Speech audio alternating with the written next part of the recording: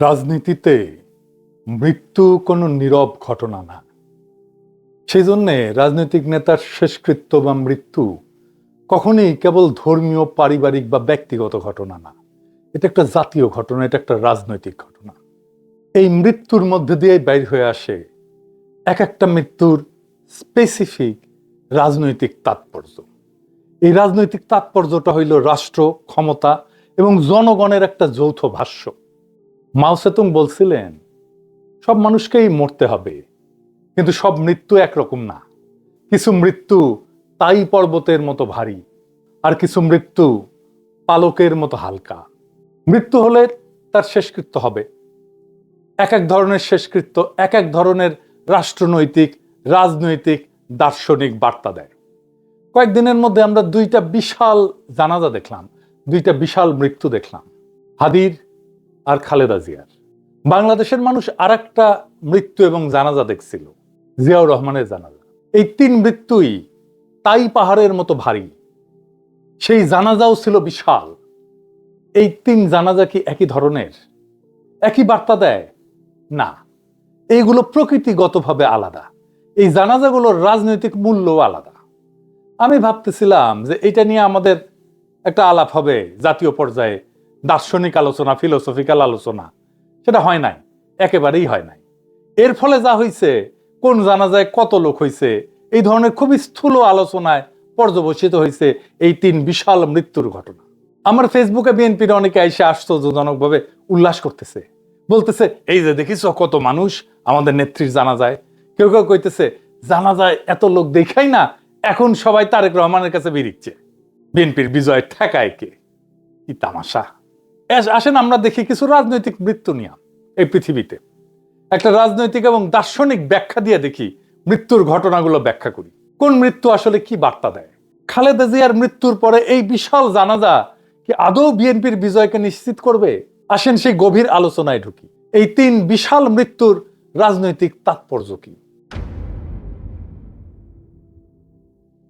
রাজনীতিতে মৃত্যু তো নীরব না, আগেই শুনলাম। সে কখনো একটা প্রশ্ন তোলে, কখনো সে বিস্ময়ের উদ্রেক করে, কখনো ইতিহাস শুরু হয় সেই মৃত্যু থেকে, আর কখনো ইতিহাস এসে শেষ হয় ওই মৃত্যুতে। জিয়ার মৃত্যু কি ছিল? জিয়ার মৃত্যু ছিল এমন একটা বার্তা, যে বার্তা বলছিল আমাদের কাজ এখনো শেষ হয়নি, উনার স্বপ্ন এখনো বাস্তবায়ন হয়নি। জিয়াউর রহমানের মৃত্যু ছিল অসমাপ্ত একটা রাষ্ট্র প্রকল্প। তাই শোক মিছিল হলো, সেই মিছিল ভোটের বাক্সে গেল। সাত্তার সাহেবের মতো অথর্ব দুর্বল ব্যক্তি বিপুল ভোটে নির্বাচিত হলেন এবং এরশাদের এক ধমকেই রাষ্ট্র ক্ষমতা ত্যাগ করলেন। জিয়ার জানাজায় যারা গেছিল তারা জিয়ার অসমাপ্ত কর্তব্য সম্পাদনের আকাঙ্ক্ষা নিয়ে ম্যান্ডেট দিতে গেছিল। তখনকার রাজনৈতিক নেতৃত্ব জিয়ার ঐতিহ্যকে ঊর্ধ্বে তুলে ধরছিল। একই ধরনের মৃত্যু বেনজির ভুট্টোর। তার দল ভোটে জিতে ক্ষমতায় আসে, উনি যখন মারা গেছেন তখন তিনি ক্ষমতায় নাই। কিন্তু বেনজির ভুট্টোর মৃত্যুর পরে পাকিস্তানের জনগণ বেনজির ভুট্টোর দলকেই ভোট দিল, কারণ মানুষ চাইছিল বেনজির ভুট্টো যে কাজ করতে এসে শহীদ হইল, সেই কাজটা তার দল ডেলিভার করুক, বাস্তবায়ন করুক, পূরণ করুক। ইন্দিরা গান্ধীর মৃত্যু তাই। তার মৃত্যুর ধাক্কায় রাজীব গান্ধীর নেতৃত্বে কংগ্রেস একটা ভূমিধ্বস বিজয় অর্জন করে। এবার আসেন ওসমান হাদির মৃত্যু কি বার্তা দেয়। ওসমান হাদির মৃত্যু এক শূন্যতা এবং এক অসহায়ত্ব দেয়। হাদির মৃত্যু সবাইকে বলে আমরা আমাদের কণ্ঠস্বর হারালাম। ওসমান হাদির মৃত্যু ক্ষমতার শোক না, ছিল প্রতিনিধিত্বের শূন্যতা। প্রশ্ন উঠছিল এখন কে কথা বলবে আমাদের হয়ে? হাদির মতো এইভাবে সত্য উচ্চারণ জনগণের জন্য কে করবে? কে সাধারণ মানুষের হয়ে সাধারণ মানুষের মধ্যে থেকে উঠে গিয়া ক্ষমতাকে চ্যালেঞ্জ করবে? হাদির জানাজায় এসছিল মূলত তরুণেরা।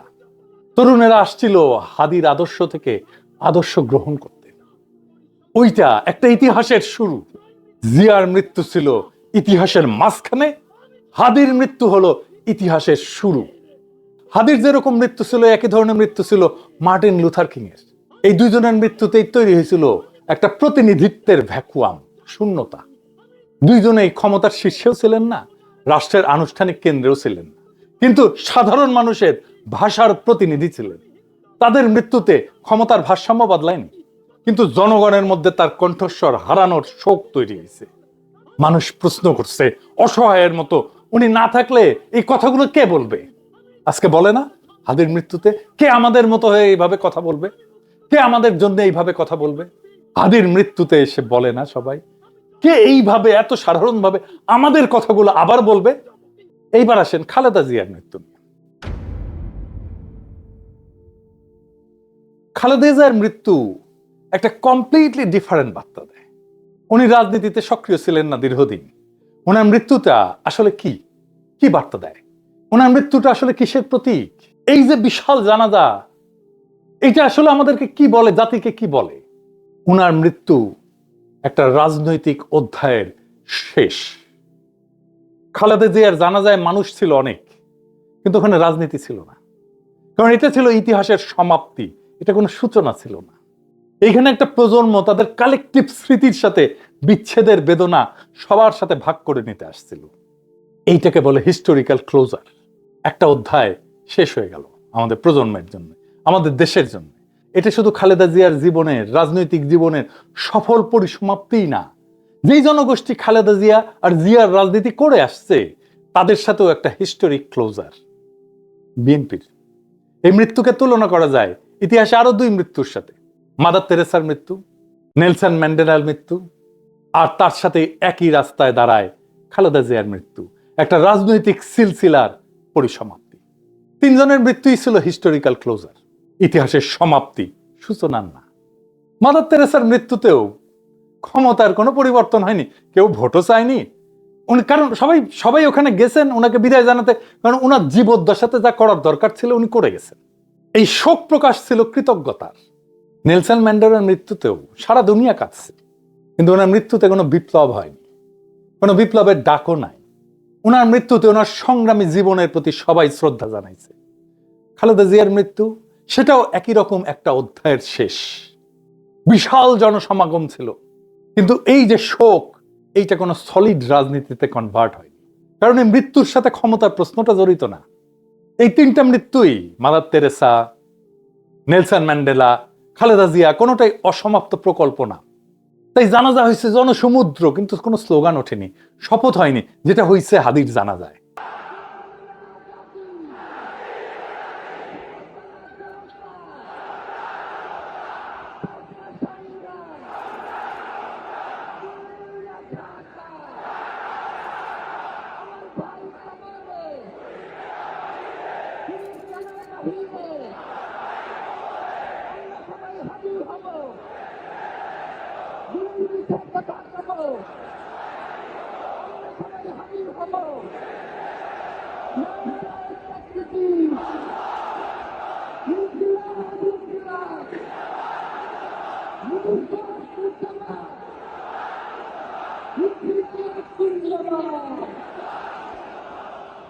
পার্থক্যটা শুধু এখানে, একইভাবে মাদার তেরেসার মৃত্যুতে একটা নৈতিক যুগের ক্লোজার হয়েছে, ম্যান্ডেলার মৃত্যুতে এক ঐতিহাসিক সংগ্রামের ক্লোজার হয়েছে, হিস্টোরিক ক্লোজার, আর খালেদা জিয়ার মৃত্যুতে হিস্টোরিক ক্লোজার হয়েছে একটা রাজনৈতিক অধ্যায়ের।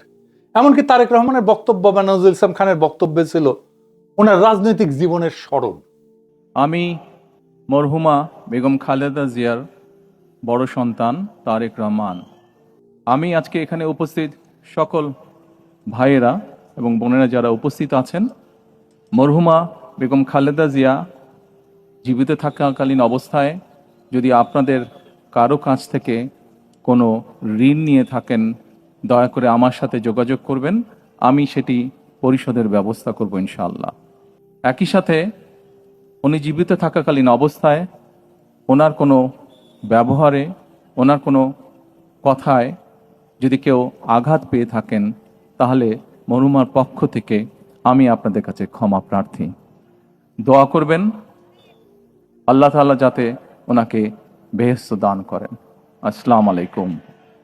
খালেদা জিয়ার জানাজায় এসেছিলেন মূলত শোকার্ত 40 মানুষেরা। তারা সবাই খালেদা জিয়াকে একজন ভিকটিম হিসেবে দেখছে, হাসিনার জামানার, হাসিনার ফ্যাসিবাদের সবচেয়ে মজলুমের মুখ হিসেবে দেখছেন খালেদা জিয়াকে।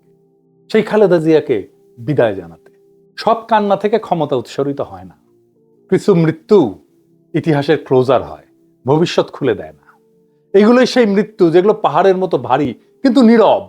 আমি আবেগকে অস্বীকার করতেছি না, প্রচুর আবেগ ছিল, আমাদের ভালোবাসা ছিল, শোক ছিল, কান্না ছিল, শ্রদ্ধা ছিল, কিন্তু এই আবেগটা রাজনৈতিক না, এই আবেগটা ঐতিহাসিক, হিস্টোরিক। আবার ধরেন কখনো কোনো মৃত্যু ভয় দেখায়, মেসেজ একটাই, এই পরিণতি মনে রেখো, এই মৃত্যু মানুষকে রাস্তায় নামায় না, নীরব করে দেয়। শেখ মুজিবের মৃত্যু ছিল সেই রকম ভয় দেখানো মৃত্যু, ক্রসফায়ারে হতভাগ্যদের মৃত্যু ওই রকম ভয় দেখানো মৃত্যুই ছিল।